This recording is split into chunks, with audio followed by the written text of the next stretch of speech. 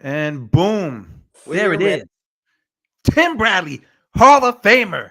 Let's go, man. Tim What's going on, Bradley. What's George? up, my friend? Hey, man. Boxing historian, you over there, man. George Jakovich, I got you, man. What's good?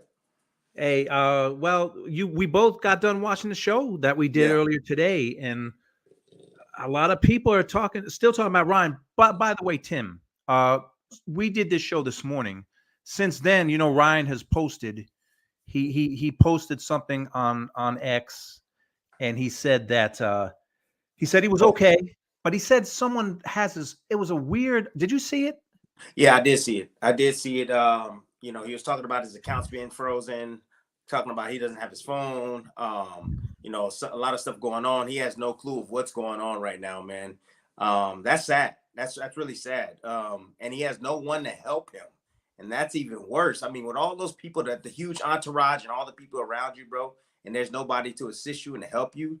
I mean, dude, that's the writings on the wall right there. It's letting you know that these are all leeches. No one really cares about you. And what people got to really understand is that, you know, family can be evil too. Yeah. Most people's like, oh, we're family. Family can use you. Your own family can bring you down, man. Steal from you, take things from you, and abuse you mentally as well. It's sad, man, and there's nobody there to help this kid to be able to understand all this and what's going on. So, accounts being frozen, seized, that could be a lot. Well, that could be with anything. I mean, that could be IRS.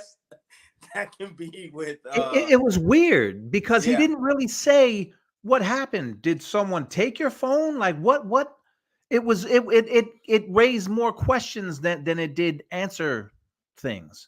Yeah, staying off of social media, I think at this point is important for him. It's obvious he's mentally breaking down. No, I'm not a counselor. No, I'm not, some sort of therapist, but you see suspicious behavior, and that's telling in itself. I mean, I can go back years ago when he first came on the scene. He wasn't like this whatsoever. He didn't come into the press conferences high. He was actually trying to be a fighter. That's what he was trying to be. So, I think the root to this is success.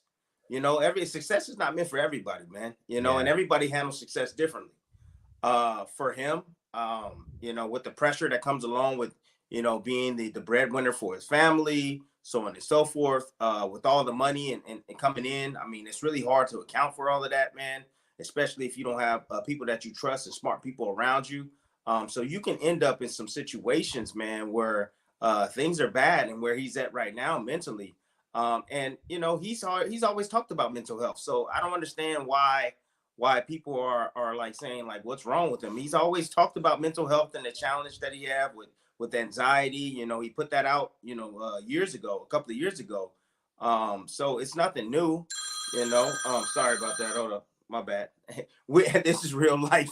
This is real. This is live. This is, no Anyways, takes. man. But it's sad, man. I go back and I reflect on my career, man, and I look.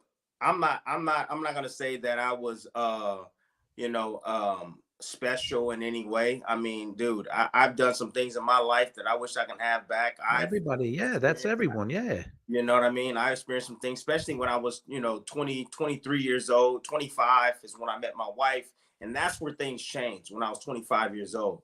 Um, you know, um, as fighters, as one thing what people need to understand is, as fighters, we are extremists.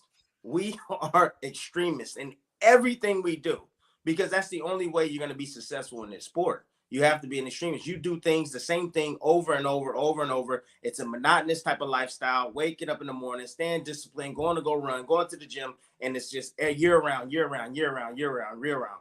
So, like anything that we do, we want to be the best at it. If we do drugs, we want to be the best drug dealer out there. If we do drugs, we want to take more drugs than everybody. If we drink, we want to drink more than everybody. I mean, Yeah. we want to win in every single department. So if you have a fighter that's attached to a substance, boy, that's brutal. That is brutal, especially marijuana. That's brutal. And then he goes from marijuana, then goes to something else. You Yeah. know, Marijuana is considered the gateway drug, right? and then you put alcohol on top of that, gives you that smooth Bad feeling, mix. let Yeah. you exit this world, and the stress that comes with this. That's what this young man is dealing with. And then I said on the air, I said, on our show, I'm like, look, the most time, when people need God the most, bro, it's when they're down. They Of start course. calling on God. They start speaking his name constantly. When things happen, we say, oh God, oh God. That's the first thing we said. This kid is in an outcry right now. He really is, because he has no clue, and he has no way of putting a finger on where the root of the problem is. But I can tell him what the root is.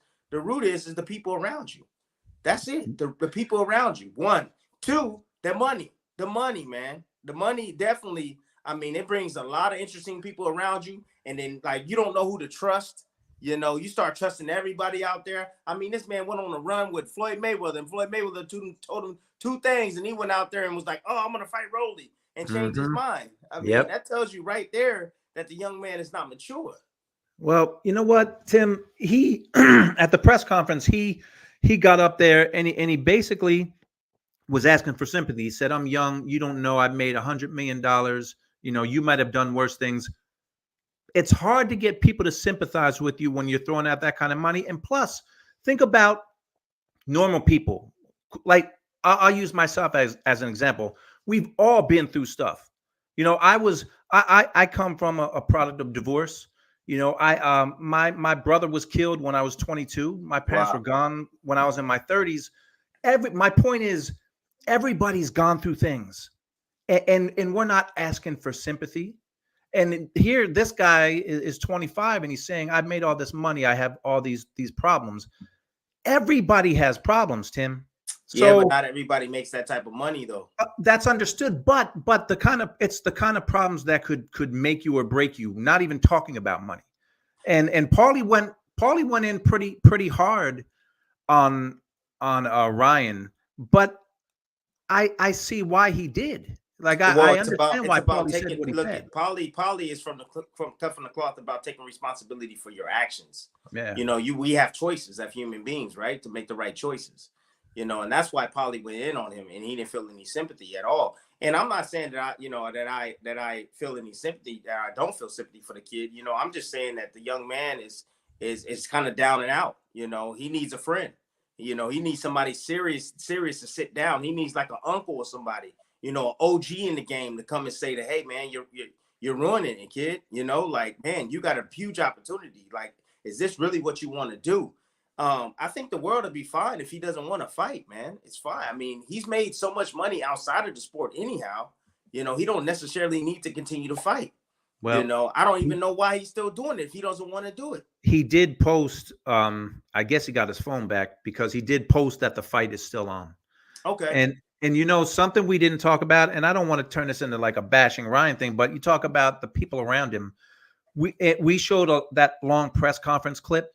What we didn't show was during that press conference was Ryan Garcia's dad calling Bill Haney a nappy-headed MFer. for no reason. He brought it to that level. So when you talk about, and I don't know the man, I've never met the man, but I know that's the impression he made on me, that he was going to say something like this, and then his son just implodes in front of the world. Well, the apple don't fall too far from the tree. That lets you know right there. The ignorance that his father was spitting out during the press conference. I don't care, man. There's a certain amount of professionalism that you got to have. You being the father and being the role model, quote unquote. But dude, I listen to these guys. I follow these guys. On social media. I follow them. On YouTube. I look at how they're moving, what they're doing, what they're saying, man, and they telling themselves. Let's go back to when I was listening to a interview that Ryan was saying about his new trainer. And he was Derek saying, James? yeah, he was saying that he was like a father figure to him. And I'm thinking to myself, like, son, you got a father.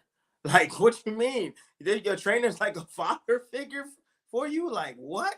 Like, and that lets me know that his dad is not, entangled in his life the right way, man.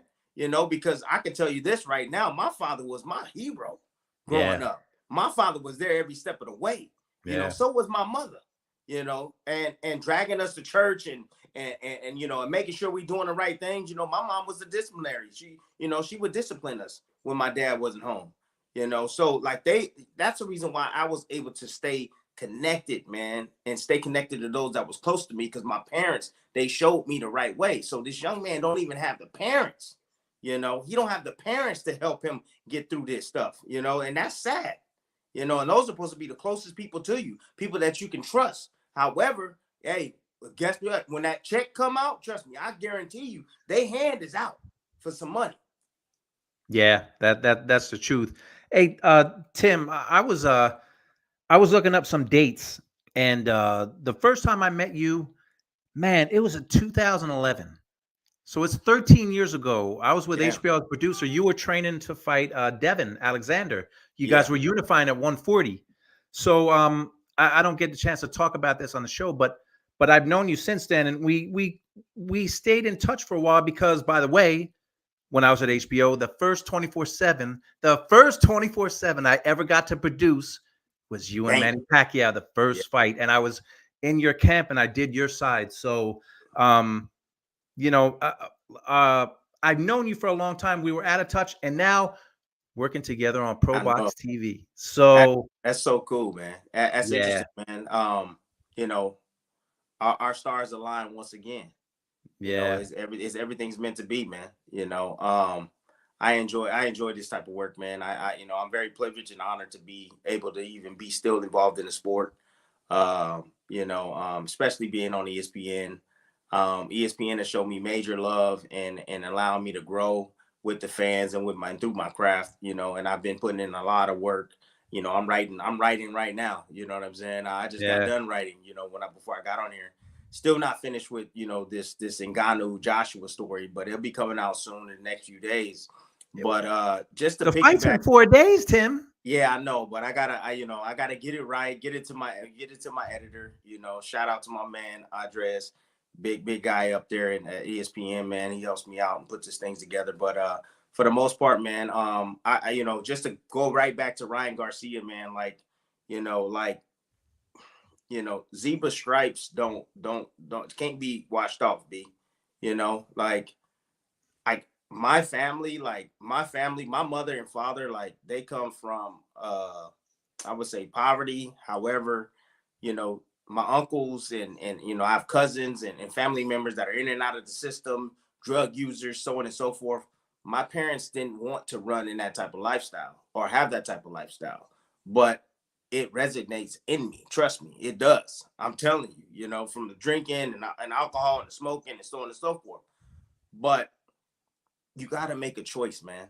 You got to make a choice. And there's so many examples out there, especially with Ryan and things, that he can see the downfall of someone, smoking or drinking and so on and so forth, especially fighters in the past history. So like the example is there. And so like I understand where Polly's coming from. I understand where Chris is coming from. I understand what all these people are coming from. I do get that, but it's something that he's going to have to battle. He's going to have to battle with his entire life, and he has to have someone there to support him. For me, it was my wife. When I met my wife at 25 years old, she had 2 kids. I had to make a choice. Hey, I could still run in the streets and freak at night and go to the club and hang out and drink and do whatever I wanted to do, or I'm gonna be a role model to these kids. I made the choice to love these kids as my own and to love my wife at the same time. And she was like sort of my backbone to give me my strength, because I'm not gonna lie, man, I was out there too. Yeah, I was out there too, yeah, and you know what I mean? So I understand what a young man is going through. I was out there, I was living a life and doing things I wasn't supposed to be doing, and I had got the right woman, to set me aside, because you're away from mommy and daddy now, you're living on your own, to make better choices to help you strengthen yourself. You know what I mean? Because that pleasure that you have with pleasing the flesh, that's a real thing, man. And when you start making serious money, people, and you come from poor, you're poor, right?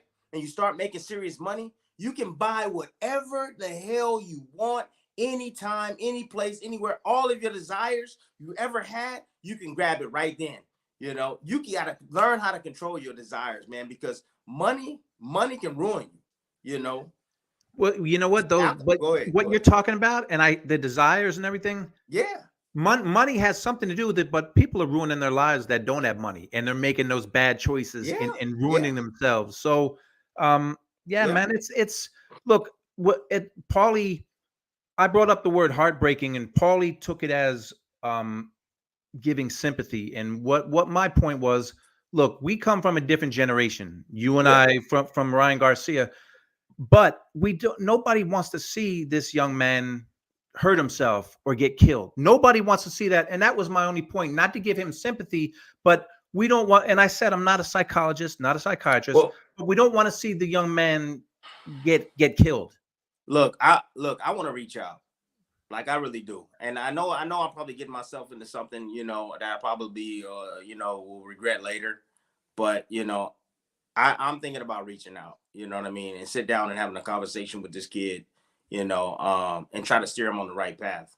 Um, I was able to sit down and talk to Terrence Crawford years ago, because I knew he had a bright free future, and he had to go home and he had to make some decisions for himself, and then want to to stop hanging out in the streets and be around his family and do what's right.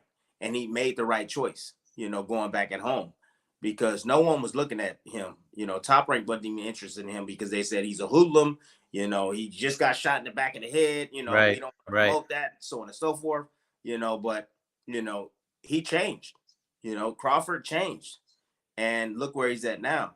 So, I understand where Polly's coming from. I get it, but Polly, reach out. Reach out. Try to help this man. Try to help this young man. You know what I mean? Like he don't get it. You've lived this. You live this game. You have the experience. Teach him. Show him. If he's gonna listen to somebody, it need to be positive. Because right now I think what he's hearing is all negative, man.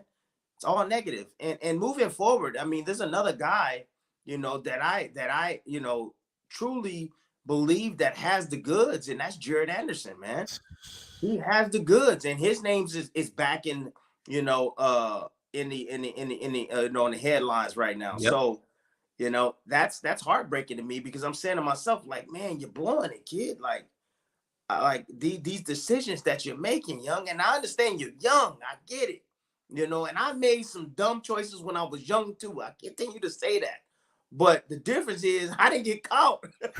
Right. That's the What difference. Jared has a habit of getting caught when he's doing things. Well, look, man, you need to do it. Look, I tell my kids this all the time. I go, if you're gonna do stupid and you're gonna do better, don't get caught. Because trust me, I said I'd rather you not do it, but I just know how we are as humans. Don't go out there and get caught. Don't do something stupid. Don't make no irrational decisions. Don't make life changing or life altering decisions. That's what I tell my kids all the time. Well, have you had a chance to talk to Jared at all? Because if people don't know, he was arrested again recently. It was a high speed chase where, thank God, no one was killed. He wasn't hurt, but he's. I think he could face some pretty serious penalties with this. I don't really know the law, but I'm curious if you have been able to talk to him, because I know, Tim, I know you talk to fighters. You reach out to fighters when you don't have to. Have you been able to talk to him at all? No, not at all. They got to be willing to want to talk to me. Right. You I can open that door, just say, hey, the door's open if you want to talk. But most of the time, most of them don't want to talk to me. You know what I'm saying? I'm too honest. I'm too real. I'm too blunt. Um, and it's understandable, because I'm gonna just be honest with them.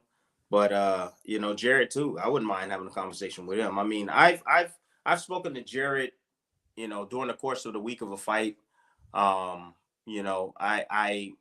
spoke to him about a couple of comments he said, about me or whatever, and I wasn't mad about it. I just was letting him know that, like, hey, like, I just want to show you how you handle this. Like, you don't need to handle it by speaking out and putting out an article about it, or speaking or doing an interview about it.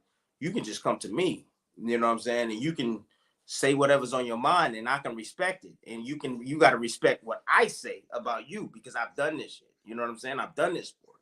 So, we had a brief conversation. We got to, got to a cool understanding. on some things that I've seen in his fights, and I'm gonna say what I believe that can help him if he does this, if he does that, and how he's moving outside the ring as well. But for the most part, it's sad, man, because the kid has a bright future. He's a very nice guy, man. I'm telling you, He he's a seems like it. very nice guy, very Yeah. genuine, bro. Wear his heart on his sleeve type of guy, man. He really Yeah. is. He's extremely genuine, but I think it could be the people that he's hanging out with. And again, being young and having all the money and having all the fast cars and being able to do whatever you want, man, it makes you feel some type of way, and then you make stupid choices and do stupid things, and you don't have people that are around you to tell you, man, you need to stop that, bruh. What are you doing? Your friends around you, like you got true friends around you. They're gonna say, bro, why are you gonna do that, man? Like, let's not do this. Like, what are we doing? No, we're not gonna do that. Hey, man, if somebody was in a car with him, hey, man, pull it aside. You know what I'm saying? Yeah. Whoever he was talking to, pull over, bro. Like, we don't need this. You know what I'm saying? Because your friends, your true friends, will tell you the truth, and they will support you, and they want to keep you out of trouble. That's how you know that's a true friend. Well, with Jared, and you and I talked about this, he's pretty much told us that he didn't ask for this. Everyone saw the interview he did with Roy, where he didn't ask for this, and he cried talking about the pressures of the sport. And he's also been on record as saying, I don't love boxing, I just want to make money. So look, a lot of I don't think the fans understand what a fighter goes through. Most fighters that make it to the top, they come from nothing. They have a lot of scars, a lot of things that happen in their life. It can be from not having a father or mother, a lot of various things that can happen, man, that we don't know, in their life that turned them into who they are. For Jared, I just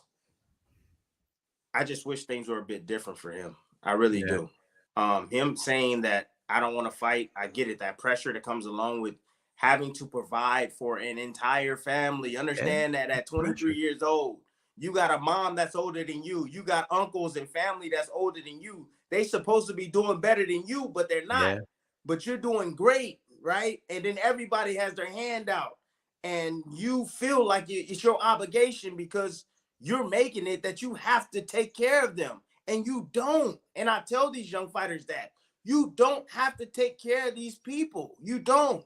Because again, your own family can bring you down. yeah. You get what I'm saying? And at the end of the day, when you don't have any more to give, what do you think happens? Or you think they're gonna be there when you ask for $5 or ask for $10? Or if you're in the hospital, you think they're See gonna ya. show up? No. Yep. Are they on those runs with you in the morning?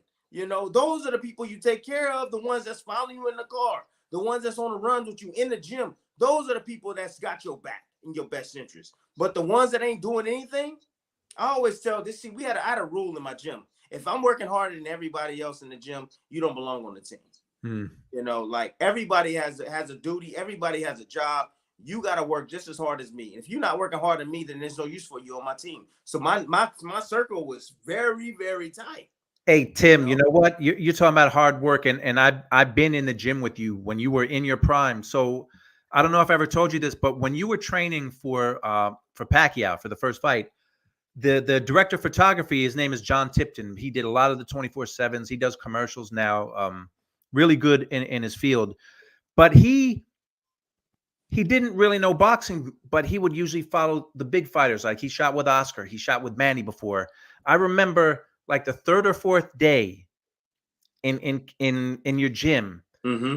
he comes up to me with the camera. He's in the gym. You were getting your hands wrapped or something, and he's like, George, this guy can beat Pacquiao, can he? Bro, he was like, holy shit, man, the way this guy works out. And it was like after 3 or 4 days. So, when you talk about the work ethic, I don't think I ever told you that. But No. you know what? I did want to bring something up that we What's didn't up? bring on the show because, man, we do the show. The shows, I don't know if you've noticed, that time goes so fast. And first of all, Paulie Malignaggi We do the shows in like 25 minutes. Paulie can say hello and it'll take him like 30 minutes. Just say hello. So you're trying to get you, That's Paulie, my and dog, Chris. man. But he be And having good points, man. He be having, yeah, yeah, Paulie's a fast thinker, man. he is. He's extremely But sharp, very, very intelligent. So is Chris, man. But yeah, he be having some good damn points. yeah, but we didn't get a chance to talk about today because the whole mental health, and look, again, we're not psychiatrists or psychologists, but I wanted to bring it up, but I couldn't. But after your fight with Pacquiao, you got a decision. A lot of people said you didn't deserve it. Yep. Pacquiao got robbed. But I remember even documenting this with HBO. You had death threats. Mm-hmm. You talk about someone going through some things mentally. You went through it with Pacquiao and that whole downfall. You've been in the shoes of being a young man making a lot of money and getting all this, and you were getting straight hate. Yeah. You were getting hatred, Tim. But how was it? And I know you've talked about this a lot, but you've been in the shoes of these fighters and you Mm-hmm. felt some of these things. So I wanted to ask you on the show about that. Yeah. That 2012 was something else, man. Yeah. That probably was one of the worst years of my life. I'm not gonna lie. Yeah. Because when you work for something your entire life, you finally get to the pinnacle of boxing. You're on pay-per-view. You're fighting, arguably one of the best fighters of this generation, if not, of all times. Pacquiao's up there, man, top 20 for a doubt. Maybe even the top 10. The dude was a beast. But you fight them. You put on your fight. You put on the best performance you possibly can. You feel you won the fight or the fight was close, and then all of a sudden the credit gets stripped away. No one believes that you won the fight. Everyone's saying that you didn't, and the entire world, because social media was really hot back then. Yeah. The entire world, you become the laughing stock of the entire world. I mean, you're in everybody's mouth. Manny Pacquiao is an icon. Think about that. And you just beat the icon, and everybody said you didn't do it. And so I'm saying to myself, like, what the, you know what I mean? Yeah. Like, what do you Yeah. mean? Like, all of this, it's not even worth it. The $5 million that I got for this fight is not even worth it, man. Like, I want the credit. This is what I've been waiting on my entire life, to get the credit, to be the best I can possibly be. That's what fighters fight for, man. Most of these fighters, that's what they fight for. Yes, the money, the financial stability is important, but we want to see how great we are, how great we are as a person, man. That's what we want to see. My best against your best. My best beats your best. I'm a better fighter and a better athlete than you are. Like, I truly, and a better fighter than you are. I truly believe that. But going back to the mental part of it, man, I mean, those times I was contemplating suicide, man. I was weak-minded, man. I was Yeah. drugged through the mud. All the names that everybody would say about me, I heard it all. However, that saying, whatever doesn't kill you make you stronger. And that's exactly what happened. So I started absorbing all of these comments, and I was taking everything to heart. And I took a trip. With my family, and we went to Hawaii. And I've told this story many times on different platforms, but went to Hawaii, and I was trying to just get away from everything, just get away from the noise. I go to Hawaii. A lot of Hawaiians are, Filipinos, and they love Yeah. so So you heard it. I mean, I thought I was leaving and going somewhere nice. However, I went to Hawaii, man, and I was driving down the highway, and we were heading back to the hotel, and I was just kind of in the daze, just thinking about everything, and I kind of like got over in the lane, and I hear this honk, like I cut a guy off, since I come back into my lane that I was in, and I'm pissed off, I'm looking like, man, you gonna honk at me, and I roll down my window, and the person in the car, pulls up, and I'm thinking he's pulling up because he wants to argue with me. So I, roll down the window. I'm looking my head out, put my head outside, and I'm ready to lay into the guy. And the guy goes like this, man. He goes like this, hang loose, And I turn back and I look in my rearview mirror. My kids are looking at me with their mouth open. My wife's looking at me like, what the hell? And I'm like, And I go back in my seat like this, and I'm just like driving. And I'm just saying to myself, and I'm saying, "Oh my gosh!" It was there when it all came to me. I said, "Damn, there's still some good people in this world." Yeah. Because I felt that like everybody was evil. Going through what I was going through, I was in tunnel vision. Everybody disliked me. No one liked me. Everybody hates me. It's me against the world. I had that type of mentality. But when that one guy just gave me that hang loose sign, man, and I said, damn, there's still good people in this world, Yeah. man. And I said, you know what?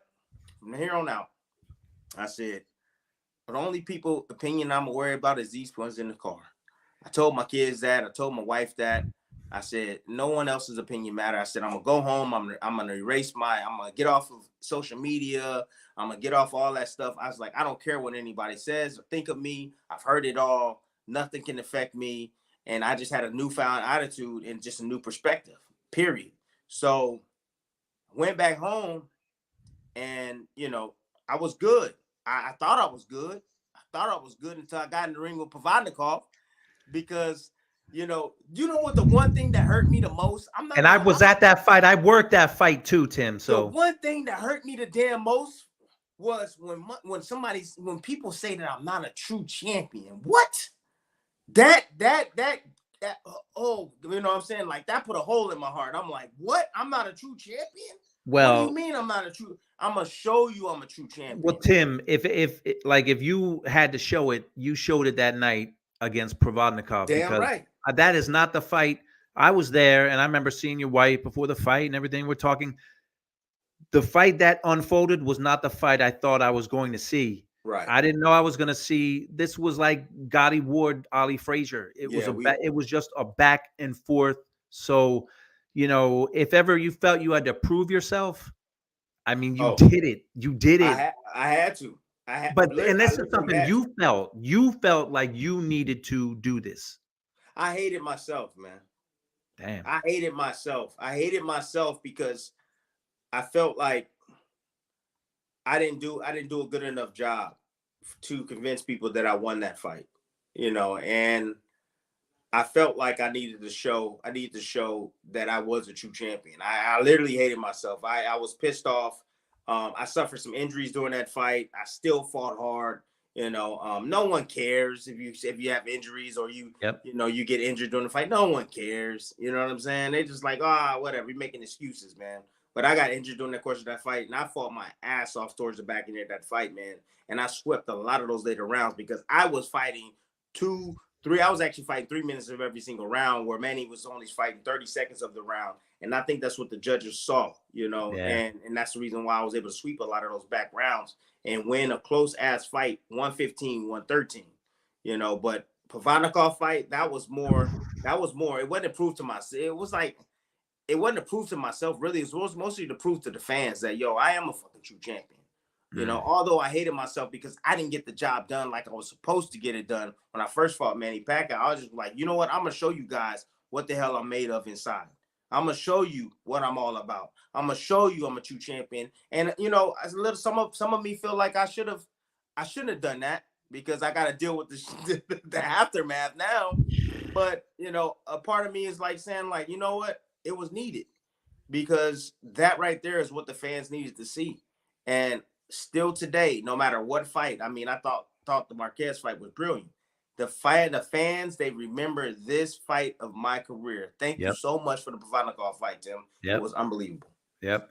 And I didn't really we're just kind of talking, going where the conversation leads. Yeah. But since I'm talking to you, I do want to, I read the comments for every show because it's part of my job to see what people are saying. So here's some things that people say about you, which you've heard this all before, but uh, one of the top things people, and these are complaints, by the way, what I'm bringing up. Good. People say Tim Bradley's biased. He's the most biased commentator that I've ever heard. What do you say to that? Who are they? Who are they? What side are they on? That's what I say.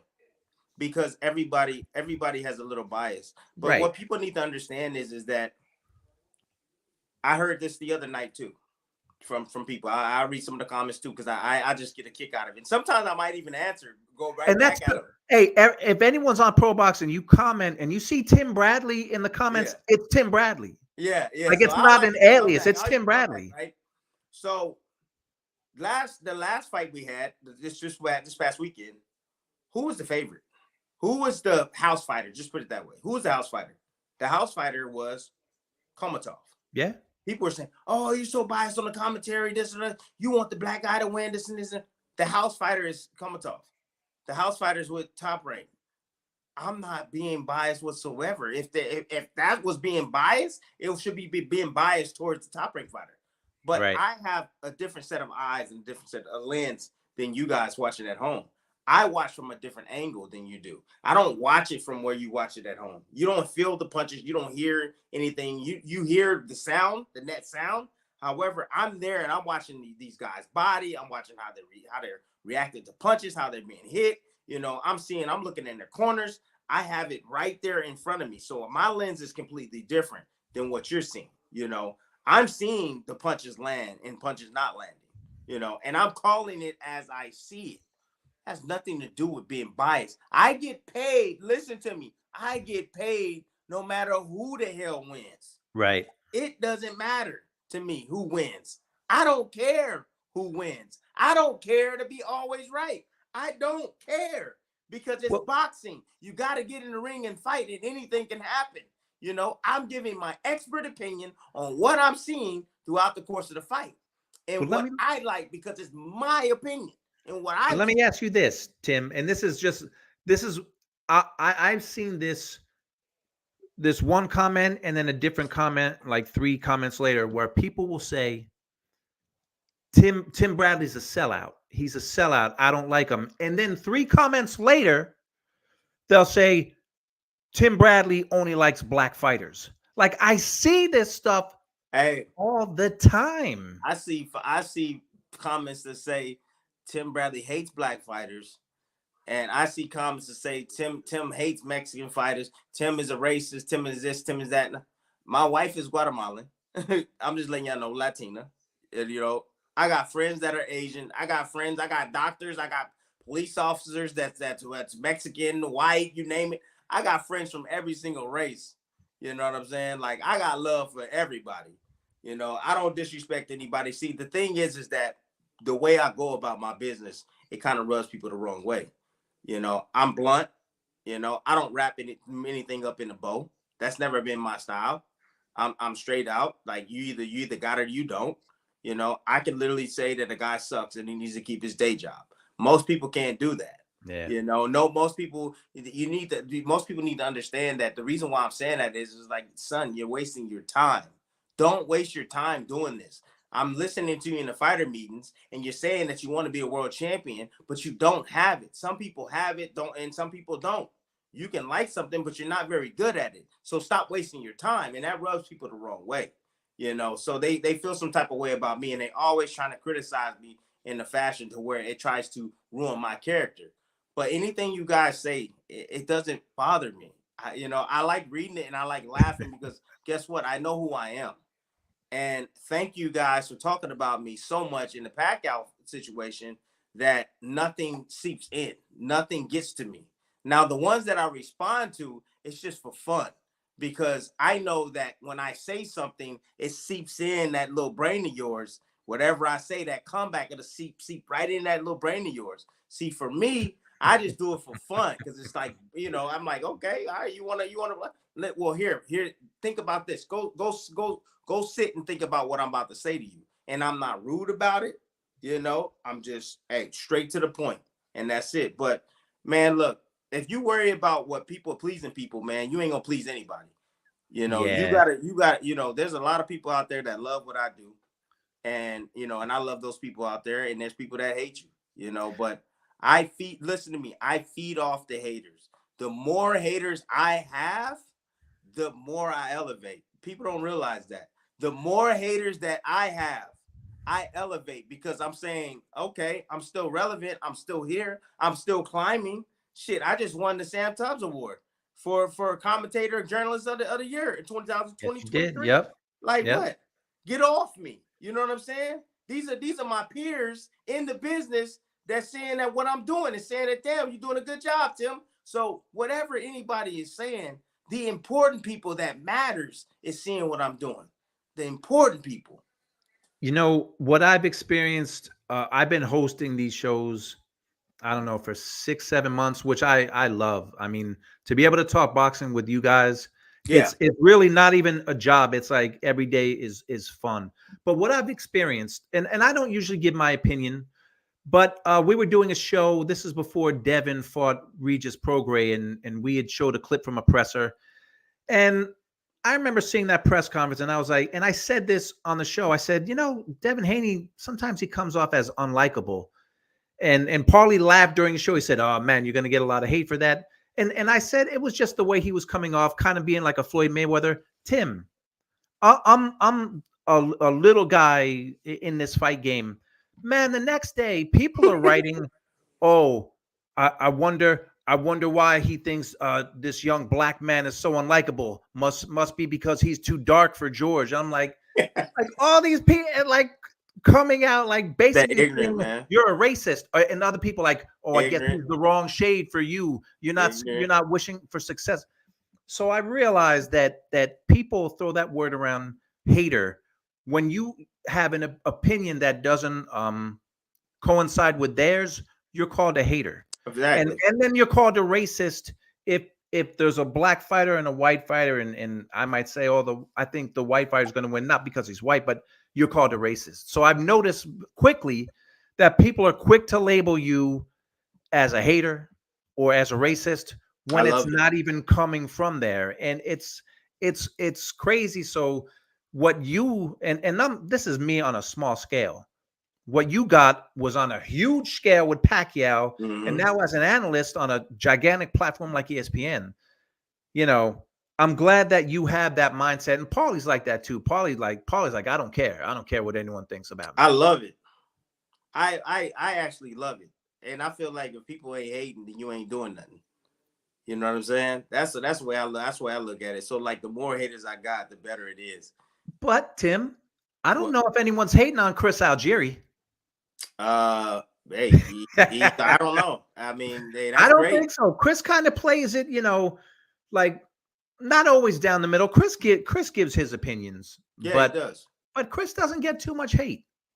No, it's the way he says it. Yeah, It's always on point. You know, he wraps it up in a bow. You know, Polly says it like it is. I say it like it is in my way. But you know, I don't worry about the small people out there, man. You know, like, and when I say small people, because that's exactly what you are. You know, when you spend exactly. look, listen to me. When they wake up in the morning and the first thing they think they do is go to my page, the social media page, and sends a hate mail or some hate, say something, outlandish. I'm saying, damn, I'm living rent free in their head. You know what? They thinking about me at 6 o'clock in the morning because guess what? Not one of my. They must be a fan because not one of my fans that actually like me is waking up at 6 in the morning and saying, "Hey, champ, how you doing?" So I invite it all. The more hate, the better. The more I'm gonna climb up. I just use it as motivation. And I think that society needs to really, a lot of people really, and I'm trying to teach my kids this, man. I'm trying to get my kids to understand that everybody has an opinion. It doesn't mean they're Yeah, right. I right. have an opinion. It doesn't mean I'm right, but I have an opinion, and I'm on a platform, and they ask me for my opinion, whether you like it or not, or whether you agree with me or not. It's still my opinion, just like your opinion for me or your opinion for whatever whatever fight that's going on or whatever events going on or whatever or any situation that's going on. It's your opinion, but respect mine because that's what I did it. You know what I'm saying? I did this sport. Mine's coming from a different place. So it should be respected. You don't necessarily have to agree with it, but just respect it. That's all I'm saying. Now, if you boxed before, great, fantastic, good for you. But did you do it at the highest level? That's different, Yeah, And going in the gym and sparring and whatsoever, that doesn't mean that you boxed. You right. know, you've practiced boxing, but you ain't fought at the highest level. It's a big You ain't no difference. damn, 5-time world champion and a Hall of Famer. Yes, I'm tooting my horn. So I come with credibility, whereas other people that are in the sport and not in the sport and just general fans that have been watching it a very long time, I get it. you guys have your opinion as well, but mine is coming from, I believe, a higher place, whether you like it You or not. know, I'm going to let Give you me go one in a second. minute. Me too. Hold on. Let me get this. My dog is acting a fool. Oh, I Well, got a little Frenchie. I'm going to let you go in a minute, but I do want to say a couple things. One of the things I really love talking to you guys is when you talk about things that have happened in your life or your career. And something I want to say about you that people may or may not know, but Yeah. when I met you back in 2011, 2012, you know, I got to spend time around you and your family. And at that point, when I first met you, you and your wife, one of the things that I because I'm a father, one of Mm-hmm. the things that I immediately respected about you right away was the fact that before you and your wife had any kids of your own, she had two children. Dogs are like, go ahead. She had two children, and you were not the stepfather. You were the father, not taking Mm-hmm. their biological father's place, but your mindset was, these are my kids, and I love my kids. These are not stepkids. Oh, These are my absolutely. kid. These are my kids, and I respected that immediately, um, because I'm remarried and I have three children. My wife has one, but my wife is the same way. She said those are my children. So Tim, a lot of people may not know that about you, but I immediately respected that. And now you got, you know, you have kids with your wife. You guys got a gigantic family. So a lot of people might not know that about you, about the fact that you're a family man. And you know, Appreciate that. they weren't stepkids, and I respected that. And they were little when I met them. Yeah. Those two, they were little. Yeah. Now they're grown. You know, They're they're all grown up. You know, put them through college. I got one at University of Oregon right now. My 19-year-old daughter, Alasia. And then Robert, he graduated from San Jose State. You know, got his degree. He's living on his own now. You know, and I got three more on the way. You know, I got my 12-year-old daughter, Jada, and I got Malaya, my 10-year-old daughter, and then I got my 8-year-old son on the way as well. And they all playing soccer, all of them active in school, all of them straight A students, you know, very productive. Oh yeah, close. We got a close knit family. My brother-in-law is fantastic. You know, my father and my mother, you know, are great as well. Everybody's good and healthy. I mean, my wife is just exceptional, bro. She's a super woman, yeah, like on she another is level. amazing. Yeah. Yeah, she's amazing, man. And I wouldn't be where I'm at today without my wife. I'm gonna let everybody know that right now. And But one thing I'll say too about your wife, I interviewed her, I believe when we did 24/7, and I made her cry. Talking about how you guys met, and I made her you a cry in a bad good way, man. not a bad way. It was in a good way. So, Yeah, listen, man, let's talk more. We get to talk every week on Probox. yeah, Check it out on Probox. But this is like I like just to have a conversation and just go wherever. There's no time. Well, there's time restrictions, but you know, listen, I appreciate you taking some time. Hall of look, Fame. hey, look, I appreciate you. Seriously. You know, George, thanks for your time, big dog. Thanks for allowing me to come on your show, man, on your spot. You know, but you know, you enjoy your night, man, and you know, be more boxing coming ahead of us, bro. All right, my All friend. We'll right, talk soon. bam. All All right, right. peace.